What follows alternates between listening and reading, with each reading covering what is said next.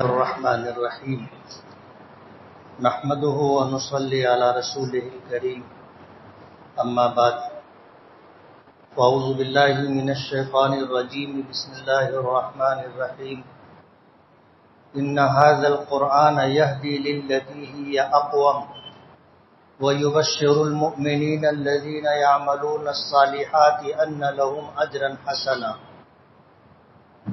صدق اللہ العظیم۔ بزرگان محترم اور عزیز دوستو،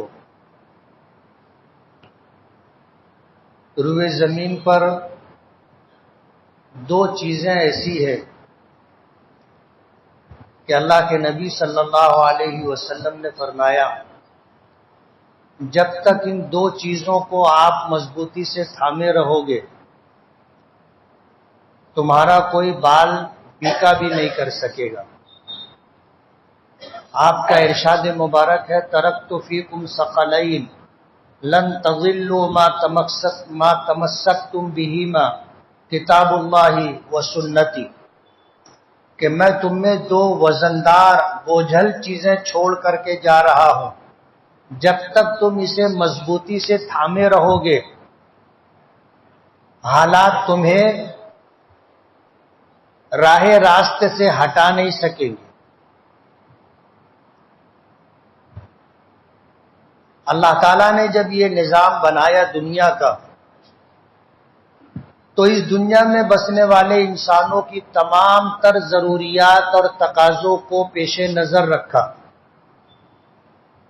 اس کے لیے اللہ پاک نے ہمیں ایک نعمت عطا کی، قرآن پاک کی۔ قرآن پاک کے متعلق آتا ہے کہ اللہ تعالیٰ نے اس کتاب میں قیامت تک آنے والے ہر زمانے میں انسانوں کے جو تقاضے ہوں گے، جو ضروریات ہوں گی،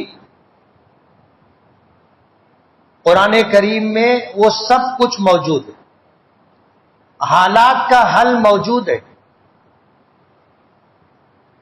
قیامت تک کوئی زمانہ ایسا نہیں آئے گا کہ قرآن کریم ہماری رہنمائی نہ کرے۔ دوسری چیز جو نبی کریم صلی اللہ علیہ وسلم نے ہمیں عطا کی ہے وہ ہے آپ کا طریقہ، آپ کی سنتیں۔ فرمایا لن تضلوا ما تمسکتم بہما، جب تک تم اسے تھامے رہو گے اور اس کے تمام احکامات پر عمل کرتے رہو گے کوئی تمہیں گمراہ نہیں کر سکے گا، راہ راستے سے تمہیں ہٹا نہیں سکے گا۔ آدمی دین و دنیا کے اعتبار سے جب تک صحیح راستے پر ہوتا ہے اس کا کبھی بھی نقصان نہیں ہوتا۔ نقصان کب ہوتا ہے؟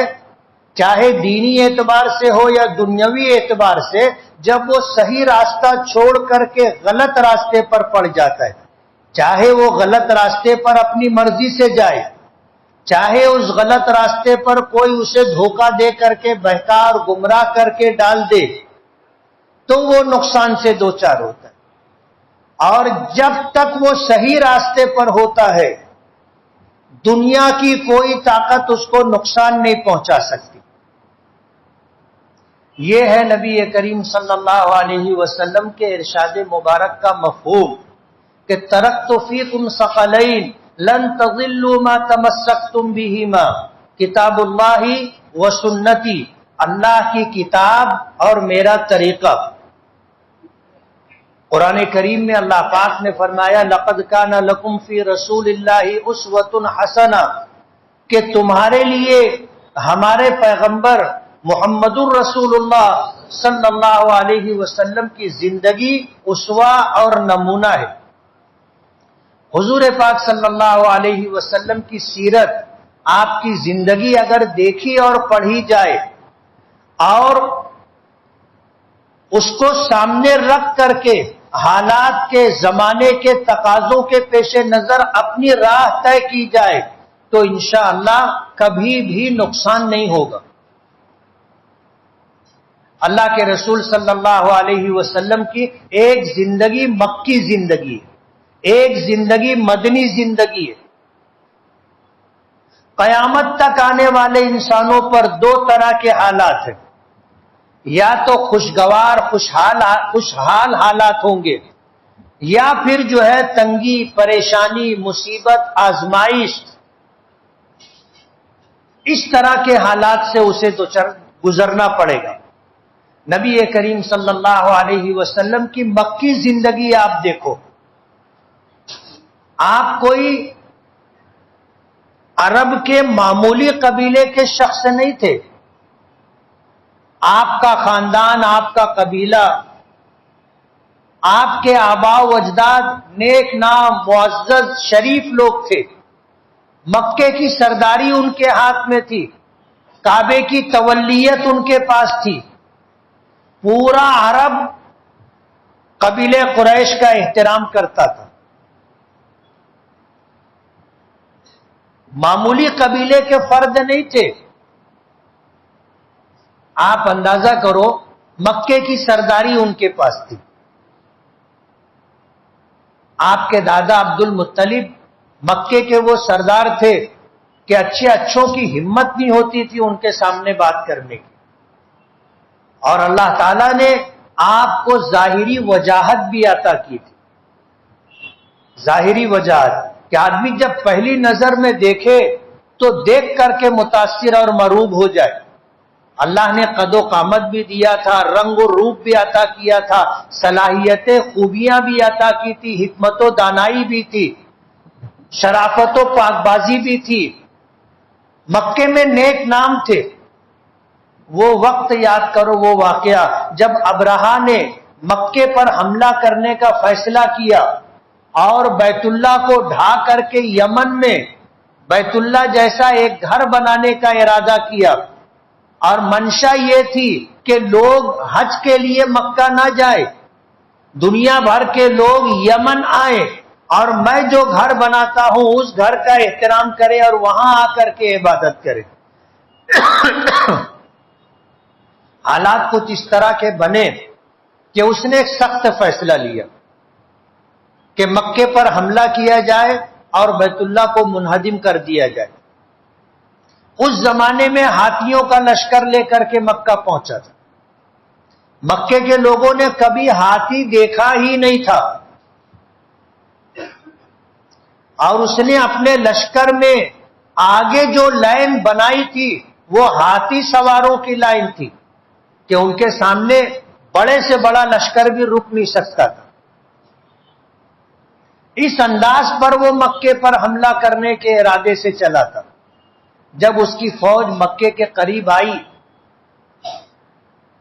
تو اس کے فوجیوں نے جو مکے والوں کے اونٹ، بکریاں ادھر ادھر چر رہے تھے، انہوں نے ان کو پکڑنا شروع کیا، ان کو ذبح کرنا اور کھانے پینے کا پروگرام بنانا، یہ ترتیب انہوں نے رکھی۔ اب ظاہر بات ہے اتنا بڑا لشکر تھا، ان کی جو ضروریات کھانے پینے کی تھی وہ اسی طرح پوری ہو رہی تھی۔ آپ کے دادا عبد المطلب کے اونٹ بھی مزدلفہ کے قریب چر رہے تھے۔ ابرہہ کے فوجیوں نے گھیر کر وہ سارے اونٹ پکڑ لیے۔ جب اس بات کی اطلاع عبد المطلب کو پہنچی تو عبد المطلب خود گئے ابرہہ سے ملنے، اور جب ابرہہ کے پاس پہنچے تو وہ اپنے تخت پر بیٹھا تھا۔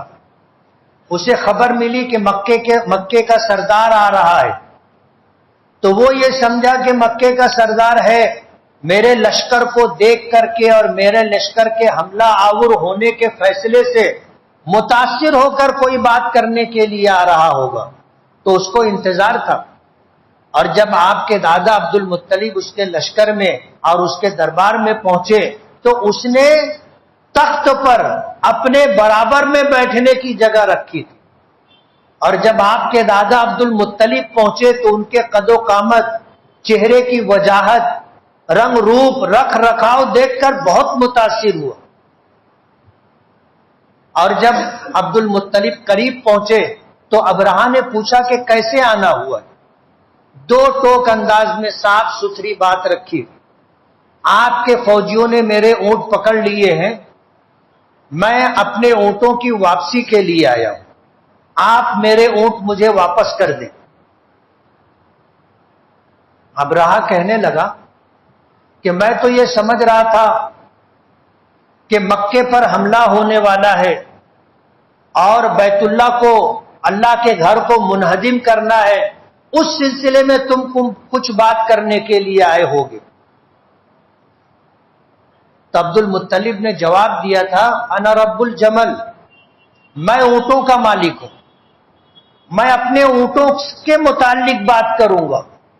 رہ گیا یہ شہر، یہ بلد امین ہے اور بیت اللہ اوپر والے کا بنایا ہوا گھر ہے، میں اونٹوں کا مالک ہوں، میں اپنے اونٹوں کی حفاظت اور ان کی واپسی کی بات کروں گا، اور جس نے یہ شہر بسایا ہے اور جس نے یہ گھر بنایا ہے وہ اپنے گھر کی، اپنے شہر کی حفاظت کرے گا۔ اس واقعے سے جو بات مجھے بتانی ہے کہ اللہ کے نبی صلی اللہ علیہ وسلم کے دادا قبیلے قریش ہی کے نہیں، مکے کے سردار تھے اور پورا مکہ احترام کرتا تھا۔ اللہ نے انبیاء کرام علیہم الصلاۃ والسلام کی سلسلہ نسب میں ان شخصیات کو جو شخصیت نبی کے وجود کا ذریعہ بنی، اللہ نے ان کو دنیا میں بھی ظاہری ساری خوبیاں عطا کی۔ کسی نبی کے متعلق آپ نے نہیں سنا ہوگا کہ وہ نبی اپنگ تھا، آنکھوں سے عیبدار تھا، بہرا تھا، زبان میں لکنت تھی، ناسمجھی کی بات کرتا تھا، کسی نبی کے متعلق نہیں سنا۔ اللہ نے اپنے نبیوں کو جب چنا تو ان کو ہر اعتبار سے وہ خوبیاں عطا کی کہ ان کے زمانے میں کوئی بڑے سے بڑے دانا و بینا ہو، کوئی بڑے سے بڑا بہادر جنگجو ہو، کوئی بڑے سے بڑا حکمراں اور سیاسی فیصلے کرنے والا ہو، کوئی انتہائی شریف، سچ بولنے والا، حق بات کرنے والا ہو، وہ کسی خوبی میں نبی سے آگے نہیں بڑھ سکتا۔ ہر خوبی میں نبی سب سے بالا، سب سے اعلیٰ ہوتا تھا، تاکہ کسی کو ان کو ماننے میں، ان کی اتباع کرنے میں تردد نہ ہو۔ ہر شخص ان سے نیچے تھا۔ اللہ نے انبیاء کو یہ خوبیاں عطا کی۔ عرب کا ایک پہلوان تھا، اور ظاہر بات ہے جو جس فیلڈ میں ماہر ہوتا ہے وہ اسی اعتبار سے بات کرتا ہے۔ عرب کا مشہور پہلوان تھا روکانا، جس کے متعلق آتا تھا کہ کبھی اس کی پیٹھ زمین سے نہیں لگی۔ بڑے سے بڑے پہلوان سے مقابلہ ہوتا تھا، جیت جاتا تھا۔ اس نے حضور پاک صلی اللہ علیہ وسلم کو چیلنج کیا تھا اور یہ کہا تھا کہ اگر آپ مجھے پچھاڑ دو گے تو میں ایمان لے آؤں، مجھے اور کچھ نہیں سمجھتا، مجھے اور کچھ نہیں سمجھتا، بس اتنا سمجھتا ہے کہ میں پہلوان ہوں، اگر تم مجھے ہرا دو گے تو میں ایمان لے آؤں گا۔ اللہ کے رسول صلی اللہ علیہ وسلم پہلوان نہیں تھے، پہلوان نہیں تھے کہ اکھاڑے میں انہوں نے محنت کی ہو، برسوں ریاضت کی ہو، ورزش کی ہو اور اکھاڑے میں لوگوں سے مقابلہ کرتے ہو، یہ آپ کی شناخت اور آپ کی پہچان نہیں ہے۔ لیکن جب ایک پہلوان نے آپ کو چیلنج کیا، اور عرب کا مشہور پہلوان روکانا، اس نے کہا کہ مجھے اور کچھ نہیں سمجھتا کہ آپ کیا ہو، مجھے اتنا سمجھتا ہے کہ میں پہلوان ہوں، اگر تم مجھے پچھاڑ دو گے تو میں ایمان لے آؤں گا۔ اللہ کے رسول صلی اللہ علیہ وسلم نے اس کے چیلنج کو قبول کر لیا۔ مقابلے کے لیے میدان میں آئے اور آنے کے بعد مقابلہ شروع ہوا، اللہ کے رسول صلی اللہ علیہ وسلم نے اسے پچھاڑ دیا۔ جو کبھی نہ ہارا ہو، کبھی دنگل میں اس کی پیٹھ زمین سے نہ لگی ہو، جب اللہ کے رسول نے اسے پچھاڑ دیا تو وہ حیران ہو گیا، اسے یقین نہیں آ رہا تھا کہ یہ کیسے ہو گیا۔ اس نے یہ کہا تھا کہ میں نہیں سمجھ پا رہا ہوں کہ ایسا کیسے ہوا، دوبارہ مقابلہ ہو۔ اللہ کے رسول صلی اللہ علیہ وسلم نے فرمایا کہ دوبارہ مقابلہ ہو جائے۔ اور دوبارہ مقابلہ ہوا، اللہ کے رسول نے اس کو پھر پچاڑ دیا۔ بتانا یہ تھا کہ یہ اتفاق نہیں ہے کہ اللہ کے رسول نے پہلے مقابلے میں اسے پچاڑ دیا تو اتفاق ہو گیا ہوگا، ایسا نہیں تھا۔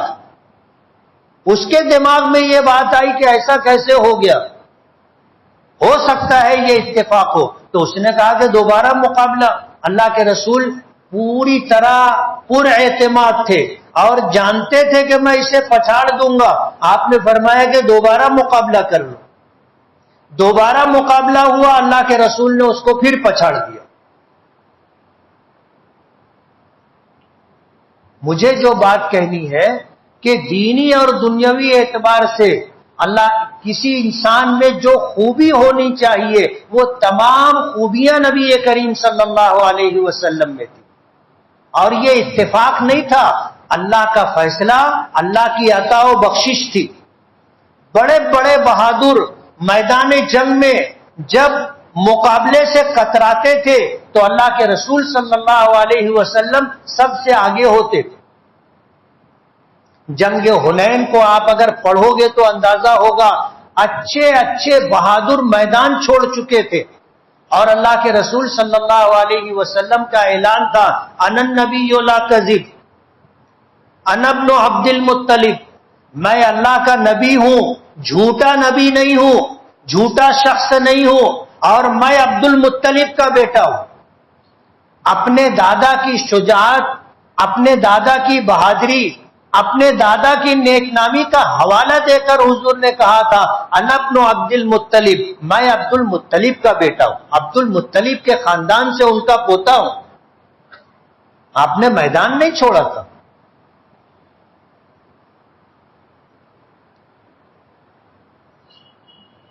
آپ کی ایک زندگی مکی زندگی ہے اور ایک زندگی مدنی زندگی ہے۔ قیامت تک آنے والے انسانوں کے لیے اگر وہ کامیابی چاہتے ہیں تو انہیں اللہ کے رسول کی زندگی کو سامنے رکھنا ہوگا۔ مکی زندگی پھر کسی موقع پر بتائیں گے۔ مدنی زندگی نیک نامی ایسی تھی کہ عرب کے لوگ صادق کہتے تھے، امانت داری ایسی تھی کہ آپ کو امین کا خطاب دیا گیا تھا اور آپ کو الصادق الامین کہا جاتا تھا۔ وہ زمانہ جو جاہلیت کا زمانہ تھا، جب شراب پیتے تھے تو فخر کے ساتھ تذکرہ کرتے تھے کہ یہ 10 سال پرانی شراب ہے، یہ 50 سال پرانی شراب ہے، اور یہ 100 سال پرانی شراب ہے۔ زنا کرتے تھے، مجلسوں میں فخر کے ساتھ بیان کیا کرتے تھے کہ رات میں نے اتنے تیر مارے۔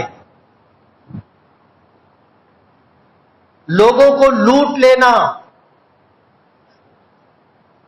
لوگوں کے حق کو غصب کر لینا، کمزوروں کو دبانا فخر سمجھا جاتا تھا۔ آج کے زمانے میں اگر کہا جائے تو جنگل راج تھا، جس کی لاٹھی اس کی بھینس۔ وہ زمانہ تھا، اور اس زمانے میں اس زمانے کے لوگ آپ کو صادق و امین کہتے تھے۔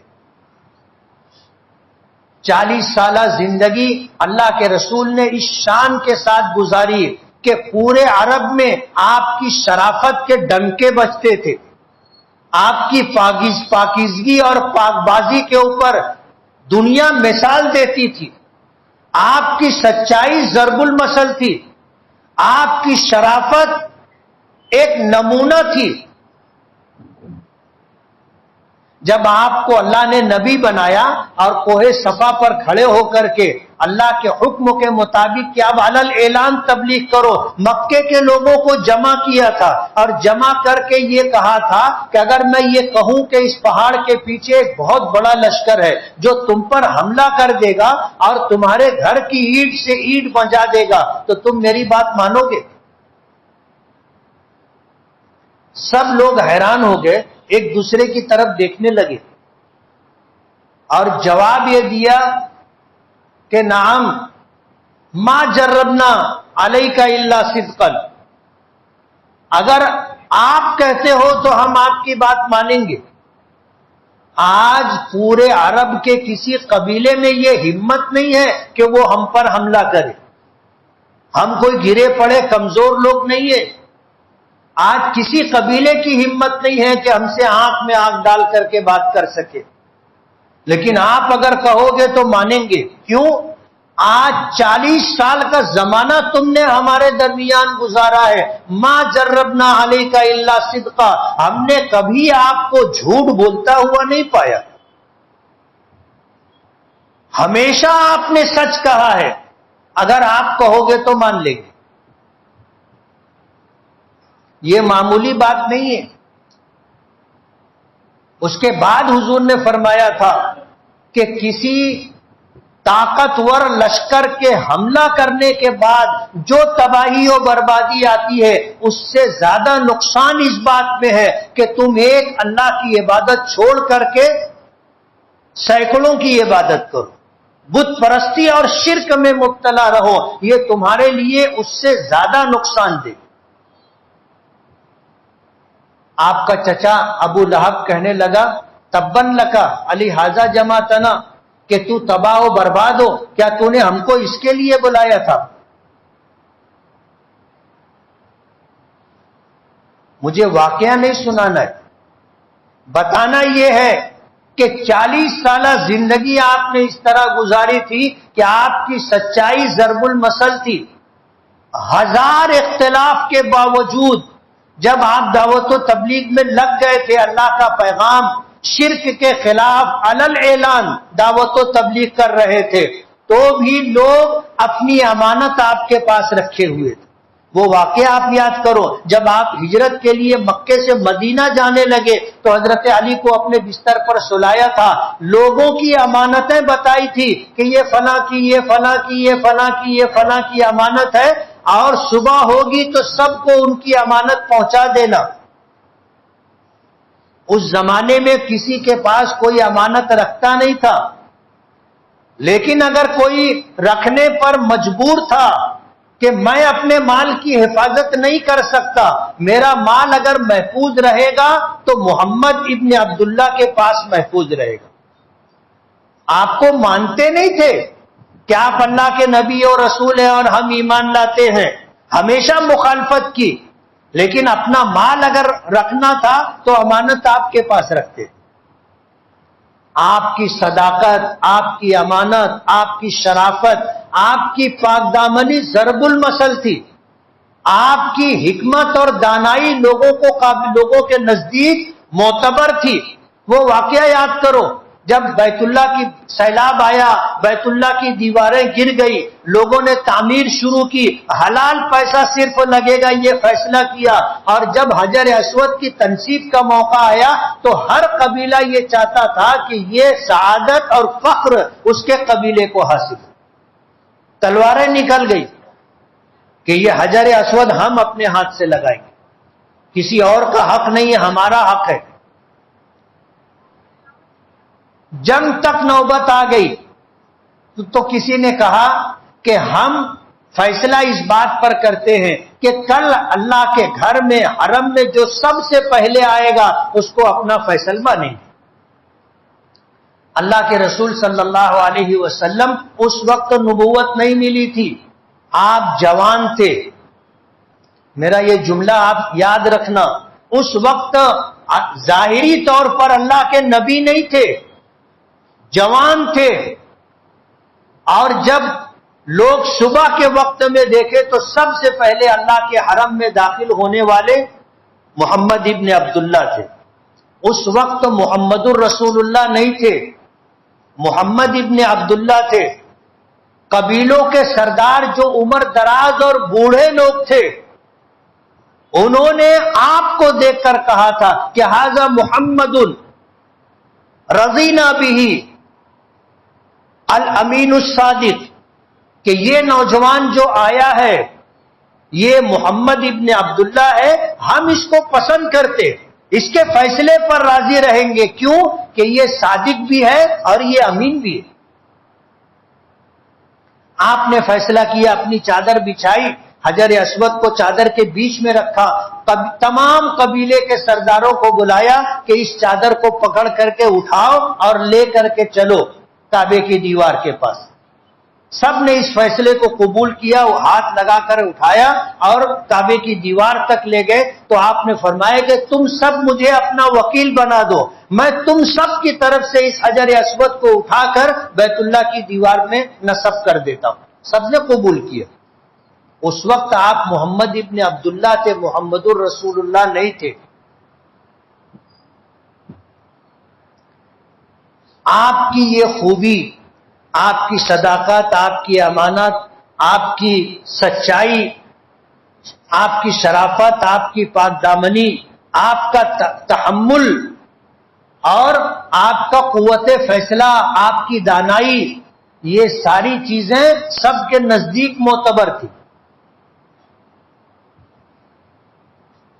اسی کے ساتھ نبی کریم صلی اللہ علیہ وسلم نے مکے میں رہتے ہوئے دعوت و تبلیغ کی لائن سے جو تکلیفیں اٹھائی ہیں وہ سب کو معلوم۔ سیرت کی تقریروں میں آپ نے سنا، آپ کے راستے میں کوڑا کرکٹ ڈالا جاتا تھا، آپ گزرتے تھے، گھر کی عورتیں گھر کا کچرا جمع کر کے رکھتی تھی، آپ پر پھینک دیتی تھی، آپ کے گلے میں چادر ڈال کر لوگ کھینچتے، بیت اللہ میں حرم شریف کے پاس نماز کی حالت میں تھے، ابو جہل نے آ کر آپ کی گردن پر پیر رکھنے کی کوشش کی تھی، آپ سجدے کی حالت میں تھے، کہیں اونٹنی ذبح ہوئی تھی، اس کی اوج اور بچہ دانی لا کر آپ کی پیٹھ پر ڈال دی گئی۔ عبداللہ ابن مسعود تھے، دیکھ رہے تھے، لیکن ہمت نہیں تھی کہ روک سکتے اور اس غلاظت کو آپ کی پشت مبارک سے ہٹا سکتے، روتے ہوئے گھر گئے، گھر جا کر کے اس بات کی خبر دی، آپ کی بیٹی حضرت فاطمہ آئی جو بچی تھی، آ کر انہوں نے کسی طرح ڈھکیل کر کے آپ کے پشت مبارک سے وہ غلاظت ہٹائی۔ آپ کو دیوانہ کہا جاتا تھا، آپ کو ساحر اور کاہن کہا جاتا تھا، بھرے مجمع میں آپ کی بے عزتی اور توہین کی جاتی تھی۔ آپ دعوت و تبلیغ کے لیے نکلتے تھے تو پیچھے ہلڑ نوجوانوں کو لگا دیتے تھے، وہ کہتے تھے کہ یہ دیوانہ ہے، یہ پاگل ہے، اس کی بات مت سنو۔ ایک لمحے کے لیے ہم میں سے کوئی آدمی ایسے حالات کو برداشت نہیں کر سکتا۔ اچھا بھلا آدمی اگر اس کے پیچھے 4 بچوں کو لگا دو کہ یہ پیچھے چلتے رہیں اور اس طرح کی بات کہتے رہیں، اچھا آدمی پاگل ہو جاتا ہے۔ لوگ گھر سے نکلنا چھوڑ دیتے، ڈپریشن میں چلے جاتے ہیں، حالات کے سامنے شکست قبول کر لیتے ہیں۔ اللہ کے رسول صلی اللہ علیہ وسلم نے سب کچھ برداشت کیا۔ ہے ہم میں سے کسی کی طاقت، ہم گلی میں جا رہے ہوں، کسی گھر سے کوئی ہم پر اگر گندا پانی ڈال دے، ہم پر کچرا پھینک دے، ہم برداشت کریں گے؟ اور یہ روز کا معمول تھا، روز کا معمول تھا، یہ دن 2 دن کی بات نہیں تھی۔ وہ واقعہ بھی آپ نے سنا ہوگا کہ جب گھر سے روزانہ کچرا ڈالا جاتا تھا اور جب آپ گزرے تو کچرا نہیں آیا تو آپ بھی سوچنے لگ گئے کہ کیا بات ہے کہ آج کچرا نہیں آیا۔ گئے تو معلوم پڑا جو عورت کچرا ڈالتی تھی وہ بیمار ہے۔ آپ نے اس کی عیادت کی، اس کا مزاج پوچھا، اس کو ڈھارس دی، اس کو ہمت دی کہ گھبراؤ مت، تم اچھی ہو جاؤ گے۔ ہے ہم میں سے کوئی آدمی ایسا کرنے والا؟ ایسا صبر اور ایسا تحمل کہ ان حالات کو آپ نے برداشت کیا، یہ آپ کی دوسری خوبی تھی۔ اور تیسری خوبی جو میں آج آپ کو بتانا چاہتا ہوں، ان حالات میں آپ نے تصادم سے، ٹکراؤ سے گریز کیا۔ پوری مکی زندگی آپ اٹھا کر کے دیکھ لو، کسی نے گالی دی، آپ نے پلٹ کر گالی نہیں دی، گالی دینے والوں کو آپ دعائیں دیتے تھے، گالی دینے والوں کو آپ دعائیں دیتے تھے، برا بھلا کہنے والوں کو آپ نے کبھی پلٹ کر کے جواب نہیں دیا۔ جو لوگ آپ کے راستے میں روڑا ڈالتے تھے، آپ نے کبھی ان سے ٹکراؤ کی رائے اختیار نہیں کی. برے سے برے حالات، مکی زندگی آپ پڑھو، مکی زندگی پڑھو، 13 سالہ مکی زندگی میں آپ نے کبھی کسی سے ٹکراؤ کا معاملہ اختیار نہیں کیا، کبھی کسی کو پلٹ کر کے جواب نہیں دیا. ہمیشہ ٹکراؤ سے، تصادم سے آمنا سامنا ہو اور بھیڑنے کی نوبت آ جائے، آپ نے گریز کیا. کبھی کسی کو جواب نہیں دیا، کبھی کسی سے ٹکرانے کی کوشش نہیں کی، اپنا کام کرتے رہے، اپنا کام کرتے رہے. شرافت، صداقت، دیانت، امانت، سچائی، پاک دامنی، صبر و تحمل، یہ ساری خوبیوں کے ساتھ آپ مکے میں اپنا وقت گزارتے رہے. لوگ تنگ آ گئے، تنگ آ گئے. لوگوں نے مکے سے حبشہ کی ایک ہجرت کی، لوگ پریشان ہو گئے، مکے سے حبشہ کی دوسری ہجرت کی. حضرت ابو بکر صدیق رضی اللہ تعالی عنہ مکہ چھوڑ کر کے نکل گئے. یمن سے آنے والا ایک قبیلہ جو مکے کا تھا وہ آ رہا تھا، سردار بھی ساتھ میں تھا. دیکھا حضرت ابو بکر جا رہے ہیں، پوچھا کہ ابو بکر کہاں؟ کہنے لگے کہ اب میں مکہ چھوڑ کر کے جا رہا ہوں. تو سردار نے کہا تھا آپ جیسا شخص مکہ چھوڑ کے نہیں جا سکتا، چلو میرے ساتھ. آپ کو واپس لایا، مکے کے باہر رکا، اعلان کیا کہ ابو بکر نے مکہ چھوڑ دیا تھا، میں واپس لے کر آیا ہوں، میری حفاظت میں رہیں گے، میں نے پناہ دی ہے، میری پناہ میں رہیں گے. ابو بکر پر اگر کسی نے ہاتھ اٹھایا تو یہ ایسا ہے جیسے ہم پر ہاتھ اٹھایا. پورا قبیلہ، قبیلے کے تمام جنگجو ہتھیار کے ساتھ ابو بکر کو اپنی پناہ میں لے کر مکے میں آ رہے. حضرت ابو بکر نے دوبارہ ہجرت کا ارادہ کیا تو حضور نے منع کیا کہ رکو، مجھے بھی اجازت ملنے والی. حالات ایسے تھے. اللہ کے رسول صلی اللہ علیہ وسلم نے کسی سے تصادم کا، ٹکراؤ کا معاملہ نہیں رکھا. یہ مکی زندگی.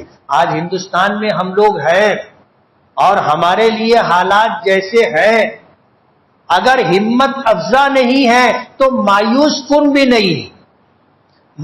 آج ہم لوگ ہندوستان کے اندر 15% سے زیادہ ہیں. کتنے ہیں؟ 15% سے زیادہ ہیں.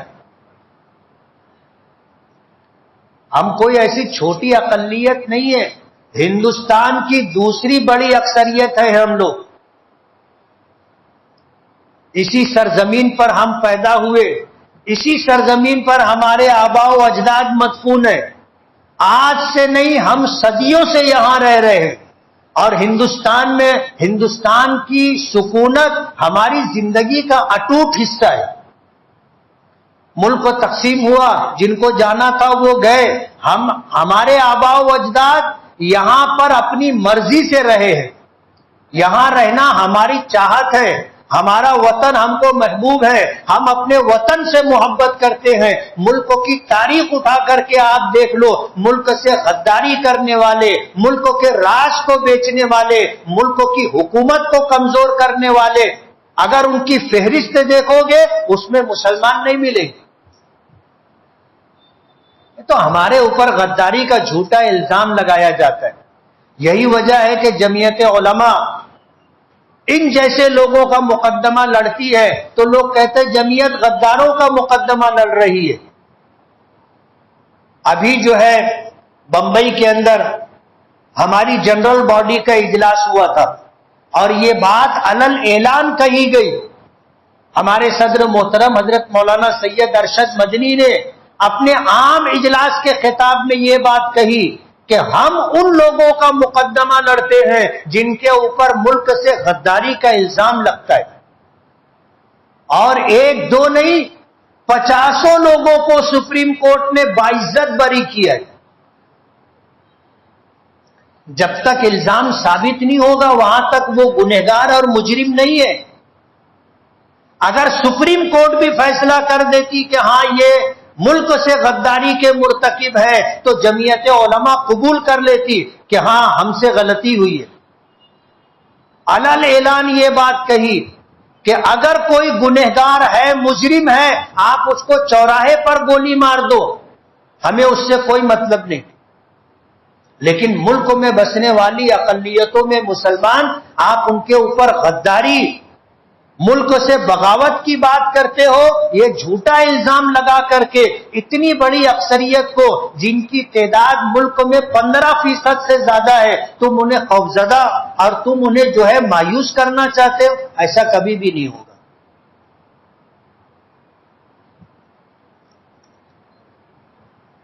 जमीयत उलमा का इजलास हुआ था और ये पैगाम पूरे मुल्क को दिया गया है, और उस जनरल बॉडी का इजलास था जिसमें पूरे हिंदुस्तान की मजलिस मुंतजिमा जनरल बॉडी के लोग आए थे। ये कोई बंबई का इजलास नहीं था और ये कोई महाराष्ट्र का इजलास नहीं था, पूरे हिंदुस्तान का था। और बुलाया उनको गया था जो जमीयत उलमा की मजलिस मुंतजिमा के मिंबर है। हर आदमी अपने इलाके का जिम्मेदार है। गर्दीनी जमा की गई थी। जो भीड़ आप देख रहे हैं, ये पूरे हिंदुस्तान के चुनिंदा लोग थे जो जमीयत उलमा की मजलिस मुंतजिमा के मिंबर हैं और उस इजलास में आए थे। पूरे मुल्क को यह पैगाम दिया है कि हमें आज इन हालात में टकराव से गुरेज करना है, सब्र तहम्मुल से काम लेना है, मक्की जिंदगी को सामने रख करके चलें, बर्दाश्त के साथ, सब्र के साथ, हिकमत व दानाई के साथ अपनी जान, अपने माल, अपनी मसाजिद, अपने मकाबिर, अपने औकाफ, अपने जो है मकातिब कुरानिया, अपने शायर की हमें हिफाजत करनी है, टकराना नहीं है। मुल्क में कानून है और कानून की बालादस्ती है। एक जज ईमानदार, सुप्रीम कोर्ट का चीफ जस्टिस आज आ गया, हुकूमत बेबस है उसके सामने। तो मैं ये कह रहा था कि हिंदुस्तान के हालात अगर हमारे लिए हौसला अफजा नहीं है तो मायूस कुन भी नहीं। घबराने की कोई जरूरत नहीं है, मायूस होने की कोई जरूरत नहीं है, लेकिन अल्लाह और उसके रसूल के हुक्मों पर मुकम्मल अमल करना है, हर हुक्म को मानना है और अपनी जिंदगी में जगह देना है। ये एक पैगाम जमीयत उलमा का था और हम उसके पाबंद हैं कि उस पैगाम को आप तक पहुंचाए।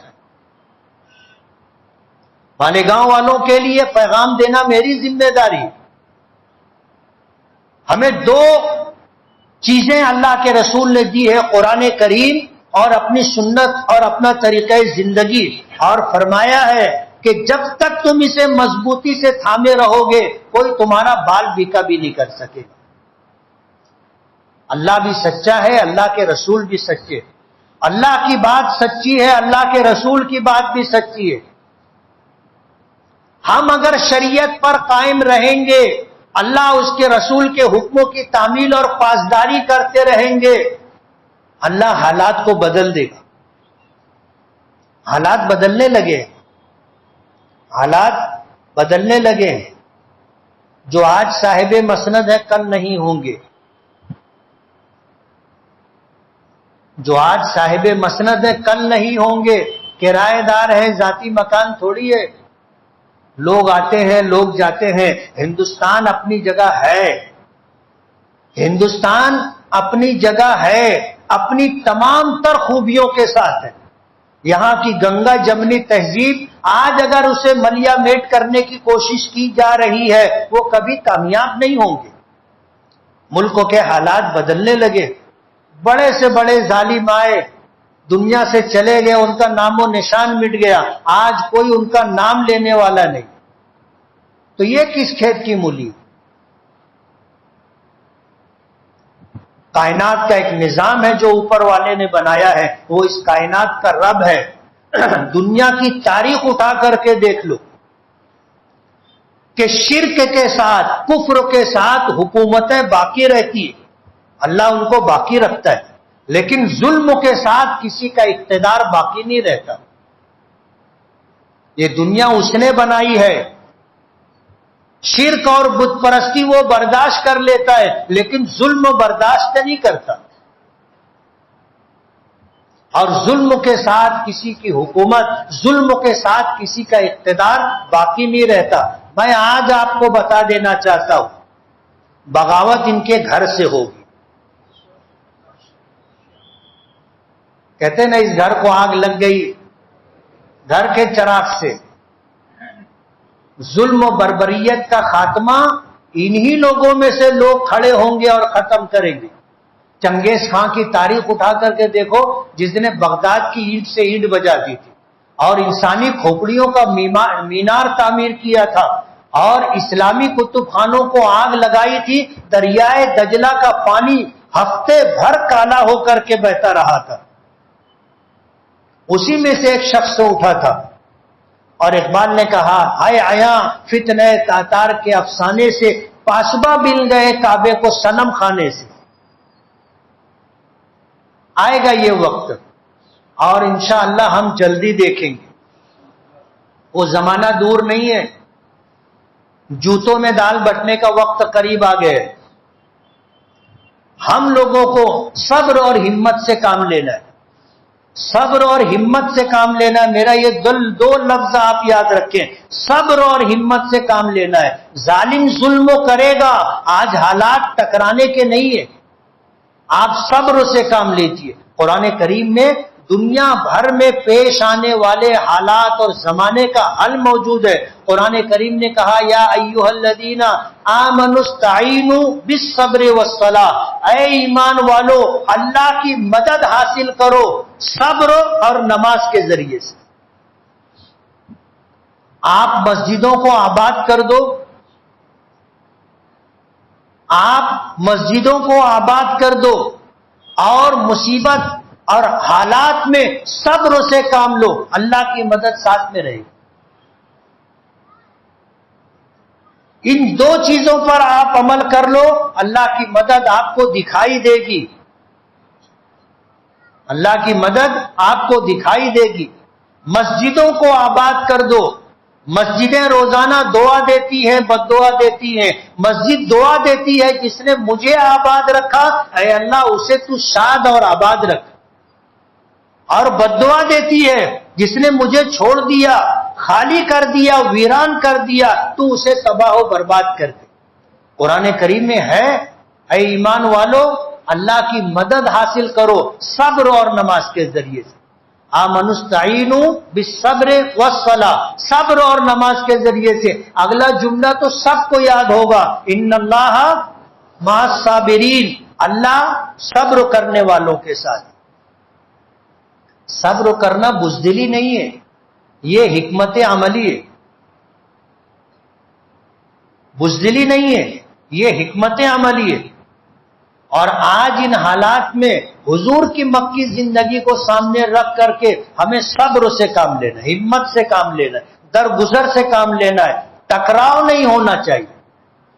آنے والے حالات پورے ملک کے لیے اچھے نہیں ہیں، ہمیں پتہ ہے، معتبر ذرائع سے ہمیں علم ہے